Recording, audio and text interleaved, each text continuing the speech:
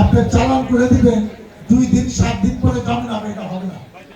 আমি আবারও অনেক এখানে উপস্থিত আছেন এলাকাবাসীর উদ্দেশ্যে বলছি, যারা এটার সাথে সংশ্লিষ্ট এখনো সময় আছে এটা পারতেন, কিন্তু আলটিমেটলি আপনি থাকবেন না। যখন আপনার আশেপাশে বন্ধ হয়ে যাবে, আপনি বন্ধ করবেন না, তখন এটাই আপনার। দ্বিতীয় হলো এই চাঁদাবাজি এখনো অনেকে বিভিন্ন জায়গায় করছে, ফুটপাথ থেকে, রাস্তা থেকে, দোকান থেকে, এটা হবে না। যেসব জায়গায় হবে আমি নিজে গিয়ে হ্যান্ডব্যাগ দিয়ে ঘোষণা করে দেবো যে এই দোকান থেকে কেউ টাকা নেওয়া যাবে না, এই গাড়ি থেকে কেউ টাকা নেওয়া যাবে না। আপনি অপেক্ষা করে 2 দিন পরে আমি নিজে এই কাজটা শুরু করবো। জনগণ ভোট দিয়েছে আমাকে, তাই বলতো আমার। আজকে আসার সময় আমি দেখলাম এই রাস্তায় যানজট, এই এনামের সামনে, এই স্বপ্নের সামনে, এই যে আরো কিছু কিছু জায়গা।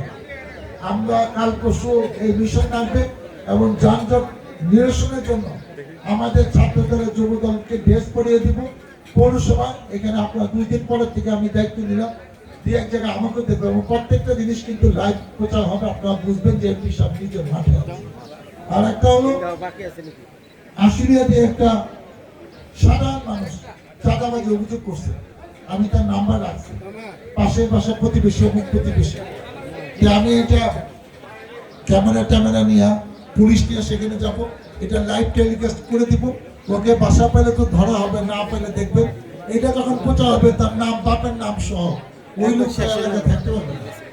এরকম 2-1টা ঘটনা করলে যারা এরকম চাঁদাবাজি হুমকি টুমকি দিচ্ছে আমাদের দলের নামে, আমার নামে, তারা শায়েস্তা হয়ে যাবে। আমরা আপনার সহযোগিতা চাই। এই কাজগুলো অনেক কঠিন, 17 বছর রাজনৈতিক শেল্টারে কাজগুলো হচ্ছে।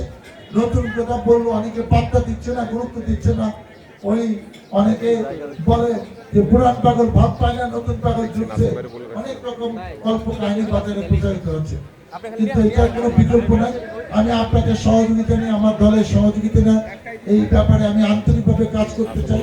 আমাকে একটু সময় দেন, দেখবেন। এবং আমরা অলরেডি এই আলিচার রাস্তা দিয়ে যানজট, এটাও 2 দিন পরে আমরা আমাদের টিম নেমে যাবো। আমরা পুলিশের উপর ভরসা করবো না, আপনারা টের পাবেন যে 2-3 দিনের মধ্যে আমাদের নিজস্ব টিম নিয়ে রাস্তা এই যানজট নির্দেশনে কাজ করবে। আমি আপনাদের সকলের দোয়া চাই, সহযোগিতা চাই এবং নিরাপত্তার জন্য পৌরসভায় স্ট্রিট লাইট, ধরেন 2-3 মাসের মধ্যে 1 কোটি টাকা স্ট্রিট লাইটের আমরা ব্যবস্থা করে দিচ্ছি।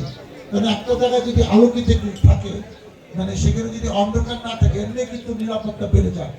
এবং কিছু কিছু রাস্তাঘাটের প্রজেক্ট আমরা করছি।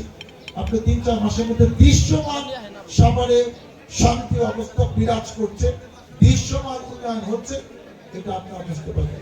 আমি সকলের সহযোগিতা চাই, আপনাদের প্রত্যাশা যেন পূরণ করতে পারি। মহান আল্লাহ তাআলা আমাদের জন্য আল্লাহ হাফেজ।